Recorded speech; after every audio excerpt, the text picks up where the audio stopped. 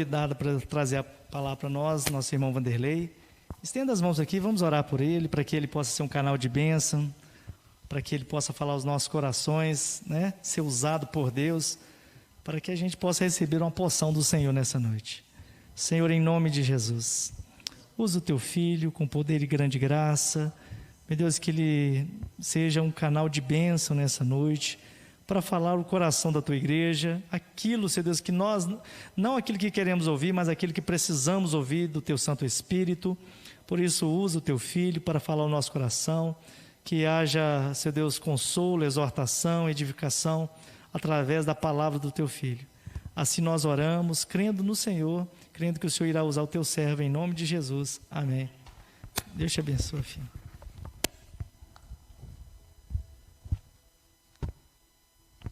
Eu cumprimento a amada igreja com a paz do Senhor. É uma honra estar aqui esta noite e com muita alegria para trazer a palavra de Deus a vocês.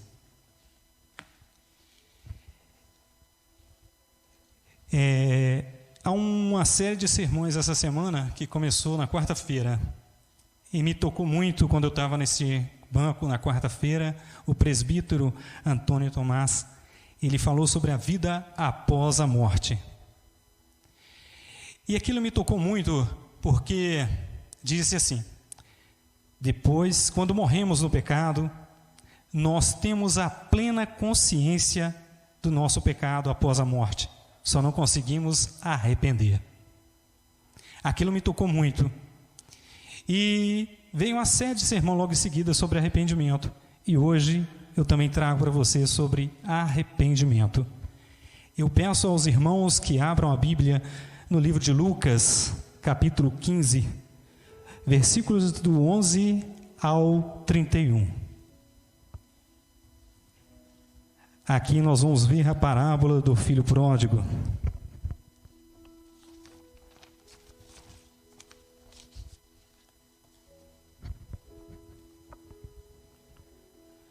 Amém, irmãos? Naqueles tempos, Jesus disse: certo homem tinha 2 filhos. O mais moço deles disse ao pai: Pai, quero que o Senhor me dê a parte dos meus bens que me cabe. E o pai repartiu os bens entre eles. Passado não muitos dias, o filho mais moço, ajuntando tudo o que era seu, partiu para uma terra distante e lá desperdiçou todos os seus bens, vivendo de forma desenfreada. Depois de ter consumido tudo, sobreveio àquele país uma grande fome e ele começou a passar necessidade. Então foi pedir trabalho a um dos cidadãos daquela cidade, e este o mandou para seus campos a fim de cuidar de porcos. Ali ele desejava alimentar-se das alfarrobas, dos restos, daqueles porcos que os porcos comiam, mas ninguém lhe dava nada. Então, caindo em si, disse: quantos trabalhadores de meu pai têm pão com fartura e eu aqui estou morrendo de fome? Vou me arrumar, voltar para a casa de meu pai e lhe dizer: Pai, pequei contra Deus e diante do Senhor. Já não sou digno de ser chamado de seu filho. Trate-me como um dos seus trabalhadores. E arrumando-se, foi para seu pai. Vinha ele ainda longe, quando seu pai o avistou, e compadecido dele, correndo, o abraçou e beijou. E o filho lhe disse: Pai, pequei contra Deus e contra ti. Já não sou digno de ser chamado de seu filho. O pai, porém, disse aos servos: tragam depressa a melhor roupa e vistam nele, ponham um anel em seu dedo, sandália aos seus pés, tragam e matem o bezerro gordo, vamos comer e festejar. Porque este filho estava morto e reviveu, estava perdido e foi achado, e começaram a festejar. Ora, o filho mais velho estava no campo quando voltava. Ao aproximar-se da casa, ouviu músicas e danças. Chamou um dos empregados e perguntou: o que era aquilo? E ele informou: o seu irmão voltou e, por tê-lo recuperado com saúde, o seu pai mandou matar o bezerro gordo. O filho mais velho se indignou e não queria entrar. Saindo, porém, o pai procurava convencê-lo a entrar. Mas ele respondeu ao seu pai: faz tantos anos que sirvo o Senhor e nunca transgredi um mandamento seu. Mas o Senhor nunca me deu um cabrito sequer para fazer uma festa com meus amigos. Mas quando veio este seu filho, que sumiu com seus bens, gastando tudo com prostitutas, o Senhor mandou matar um bezerro gordo para ele. Então o pai respondeu: meu filho, você está sempre comigo. Tudo o que eu tenho é seu. Mas eu preciso festejar e alegrar-se, porque este seu irmão estava morto e reviveu, estava perdido e foi achado. Amém. Talvez esta noite eu tenha trazido um tema que os irmãos já estão cansados até de ouvir falar sobre o filho rebelde, esse filho perdido. Talvez vocês já tenham até lido em casa. Eu tenho outro nome para esse filho rebelde. Ele foi um filho irresponsável, né? Ele pegou tudo o que era dele, saiu da casa do pai e gastou tudo com prostitutas e com o que a Bíblia nos diz que é uma vida rebelde, uma vida contraditória. E aí, o que aconteceu com ele? Um determinado tempo, acabou tudo o que ele tinha. Ele faliu, ele perdeu tudo e não tinha mais nem para onde ir, a não ser voltar à casa do pai. E quando ele chegou na casa do pai, irmãos, ele estava exausto de tanta coisa que ele fez errado. Porque a Bíblia não nos diz tudo aquilo que ele fez, mas é mais fácil a gente imaginar agora. Podemos pôr no lugar dele e imaginar o que é essa vida rebelde. Ele se humilhou e voltou para a casa do pai. Esta noite, irmãos, eu trago 3 tópicos desse tema para vocês. E o primeiro deles é justamente o filho rebelde. Eu venho falar para vocês do filho rebelde. E eu gostaria de fazer uma pergunta primeiro. Gostaria de perguntar aos irmãos esta noite: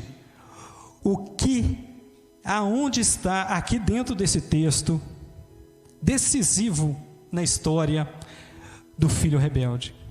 O ponto decisivo nessa história seria o momento em que ele cai em si, lá no chiqueiro, no meio dos porcos. Será que é este o ponto decisivo da história? Esta, irmão, é a maneira que eu gostaria que fosse. E esta é a maneira que eu gostaria de falar para cada um de vocês e pregar essa noite, que ele caiu em si. Porque assim fica fácil, a gente entra na vida desse miserável, a gente nos torna ele. A gente sai aqui da casa do pai e faz tudo lá fora, vive uma vida maravilhosa, né, daquele jeito que quer gastar tudo.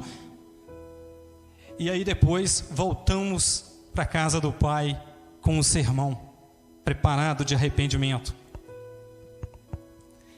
Então eu pergunto esta noite, irmãos, será que esse ponto decisivo da história que nos conta que ele caiu em si? No meu ver, não, irmãos.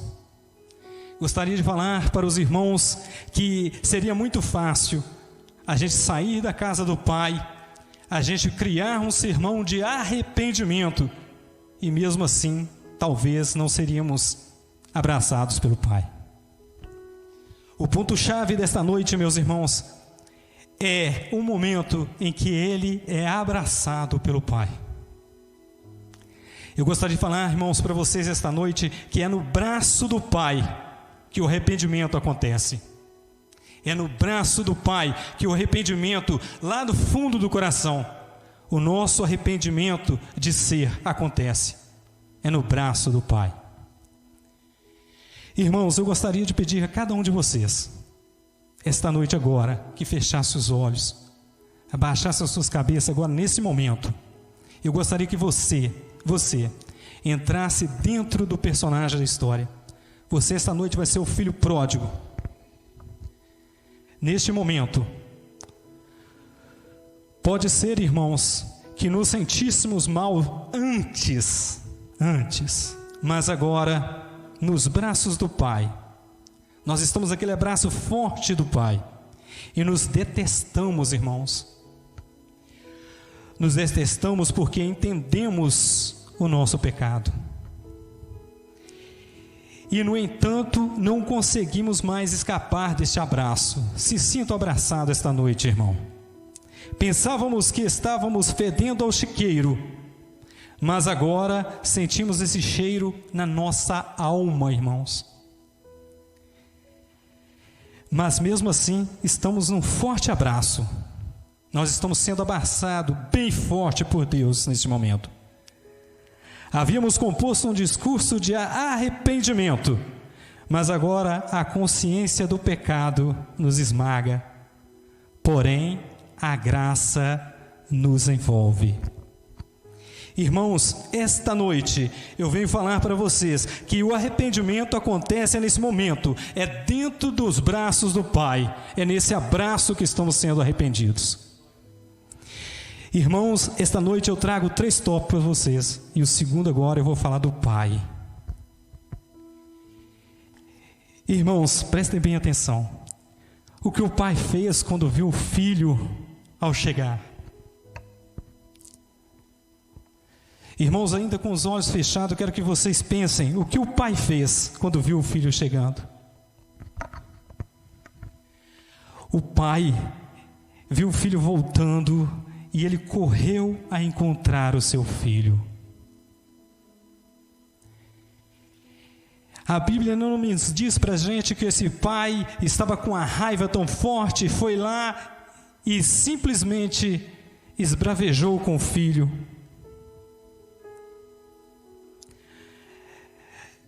Também não nos diz que ele fez um sermão, não nos diz nada sobre isso. A Bíblia só nos diz que o pai deu uma festa para o filho. Ele o abraçou e deu uma festa para o filho. Agora, irmãos, eu peço a vocês que podem abrir os olhos e vamos só recapitular lá em Lucas 15, 22 e 24. Mas o pai disse aos seus servos: depressa, tragam o melhor roupa e vistam nele. Coloque um anel em seu dedo e calçado em seus pés. Tragam um novilho gordo e matem-no. Vamos fazer uma festa e comemorar. Pois este meu filho estava morto e voltou à vida, estava perdido e foi achado, e começaram a festejar.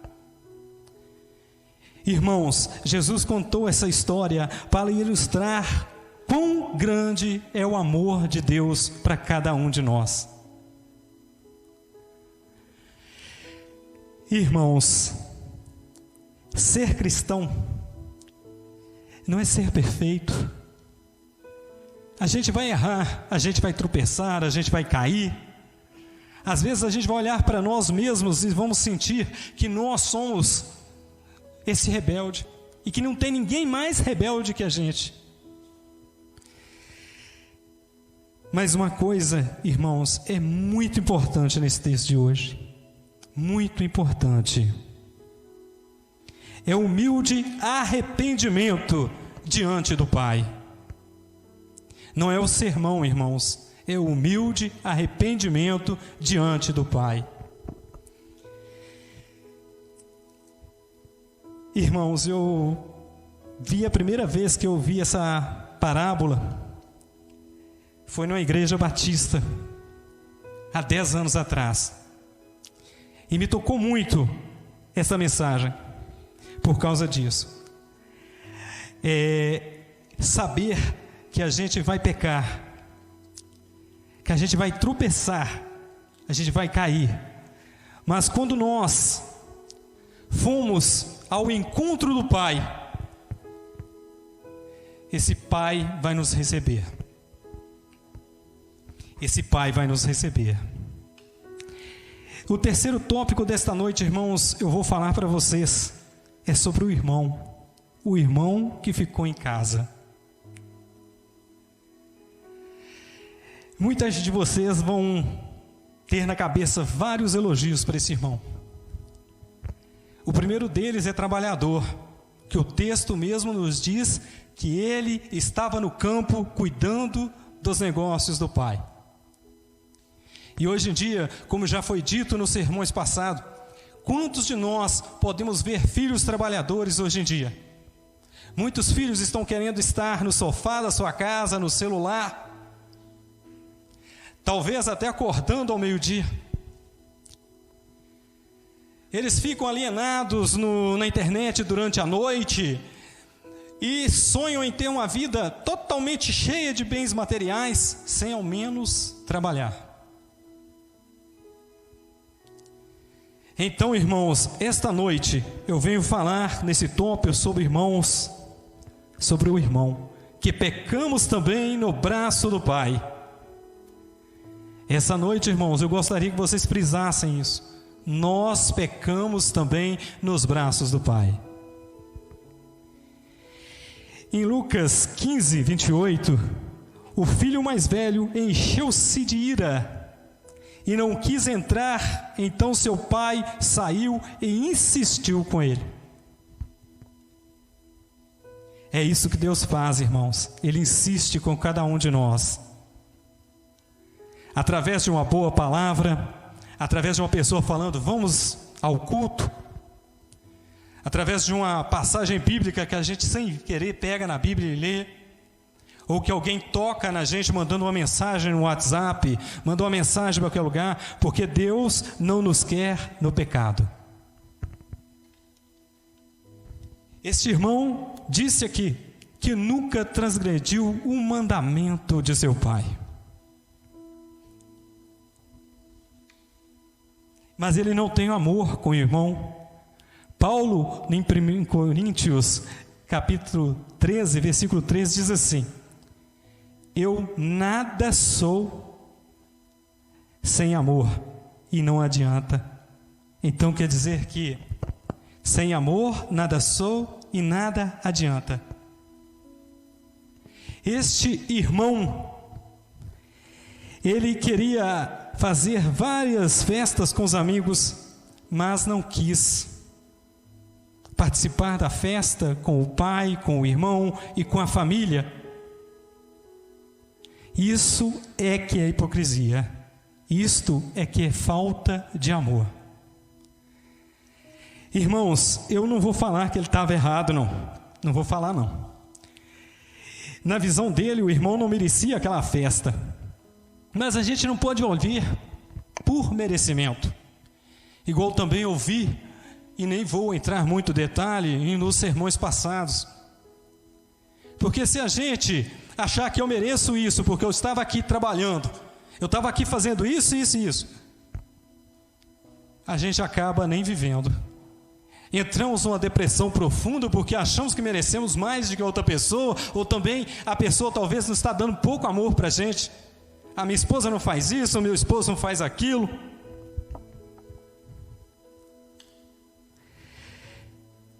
O Pai, irmãos, nos trata com o amor que Ele tem por nós. E o amor dele é infinito. Ele não nos trata por aquilo que somos, ou por aquilo que deixamos de ser, ou por aquilo que temos.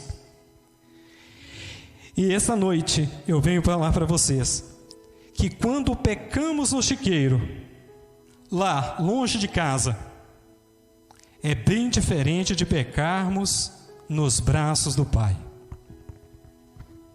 É bem diferente, irmãos. É bem diferente.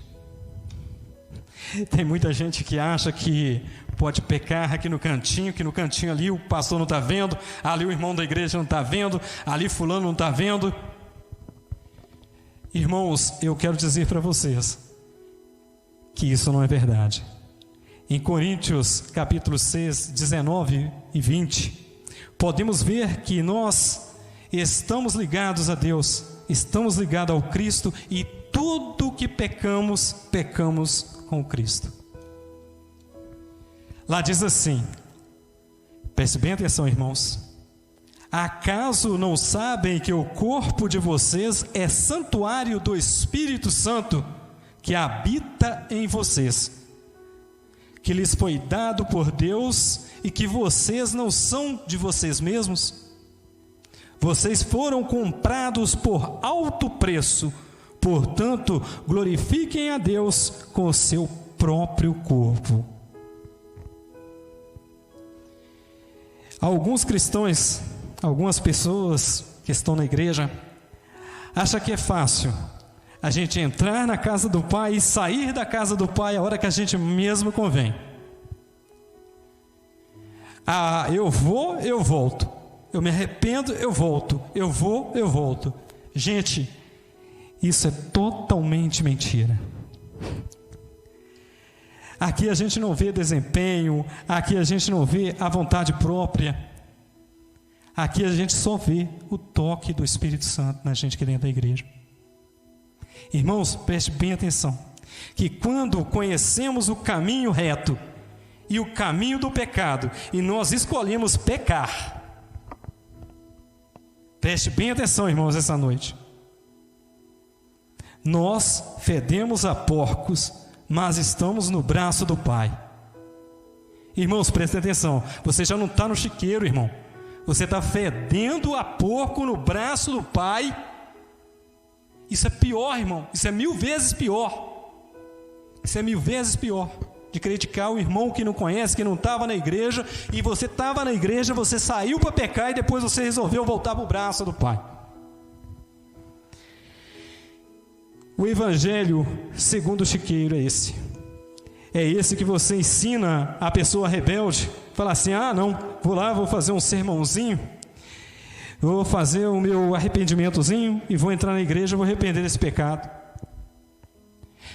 O pecado a gente tem que todo dia ir contra ele, porque nós o conhecemos.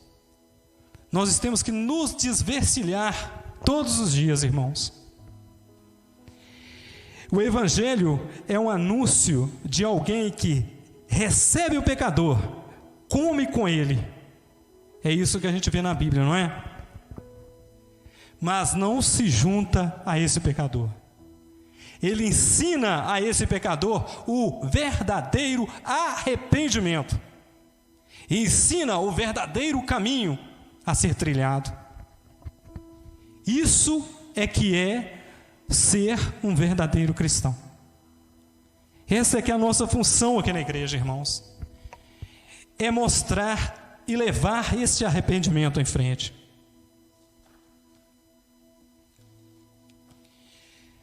Irmãos, eu gostaria de falar com vocês esta noite uma outra coisinha muito importante. Queria que os irmãos prestassem bem atenção. No caos que está a nossa vida hoje em dia, vamos pensar na nossa vida.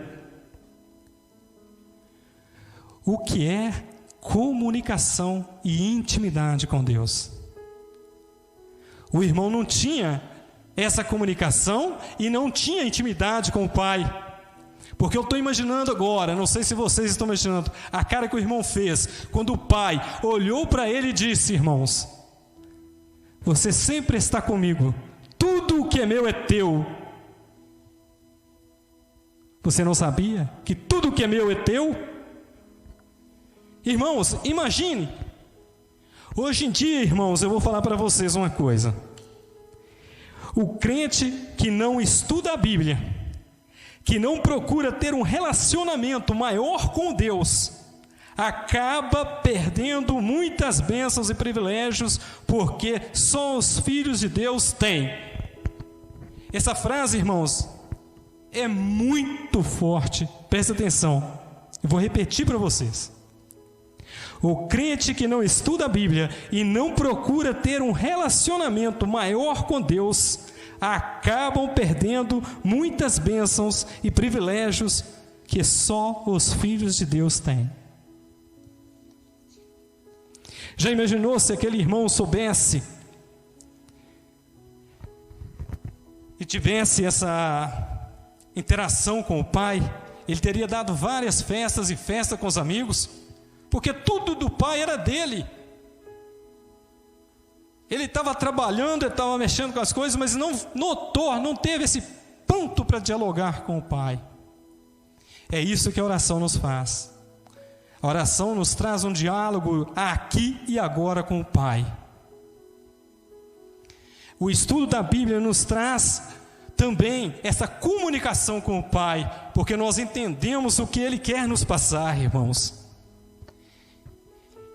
E eu quero trazer agora, irmãos, uma conclusão para esse tema de hoje, uma pequena história que eu gostaria que cada um de vocês guardasse no coração. Um homem queria muito fazer um cruzeiro marítimo. Ele juntou dinheiro para aquilo, mas ele foi juntando aqui, juntando ali. E ele resolveu fazer esse cruzeiro marítimo. E pagou lá e comprou um pacote completo e foi. Só levou a bagagem dele, chegou lá e ele entrou dentro do camarote, colocou as coisas no lugar. Mas aí ele percebeu uma coisa. Ele gastou todo o dinheiro que ele tinha. Ele foi no restaurante, ele voltou para trás, ele viu todo mundo comendo, se banqueteando. E ele pensou, e agora? Estou sem um centavo no meu bolso, gastei tudo com a viagem. Aí quando deu o 4º dia da viagem, a sua barriga já estava lá no fundo, ele já não estava aguentando mais. Ele pensou assim, eu vou lá no restaurante, e vou pedir tudo que tiver naquele cardápio, vou comer, eu não estou aguentando mais. Chegou lá, sentou no restaurante, pensou, não, isso é errado, pensou. Aí falou, não, pedi. Aí chamou o garçom, pediu, comeu. Aí ele pensou assim, quer saber de uma coisa? Se eles me prenderem ou me jogar no mar, eu vou estar com a barriga cheia, quero nem saber. Aí, irmãos, o que aconteceu? Ele chamou, assim que acabou de comer, tudo direitinho, chamou o garçom e conversou com o garçom, contou a história todinha para ele. O garçom, atentamente, prestou atenção na história. Quando terminou, ele falou com ele assim: Senhor, o senhor comprou um pacote completo. O senhor tem direito aos manjares, direito à viagem, direito a tudo aqui. Irmãos, esta noite, eu digo para cada um de vocês, que tem pessoas como este homem, tem pessoas como este homem, que estão com fome espiritual, e estão vendo muita gente comendo, se banqueteando, mas está morrendo de fome. Mas eu venho falar para vocês, irmão, que esse pacote foi pago. Jesus Cristo pagou um alto preço para cada um de nós termos esse pacote completo em nossas vidas. Quero que cada um de vocês, irmãos, pensem nisso. E eu quero agradecer a cada um de vocês. Quero agradecer ao pastor por ter me dado essa oportunidade esta noite para trazer para vocês esse tema.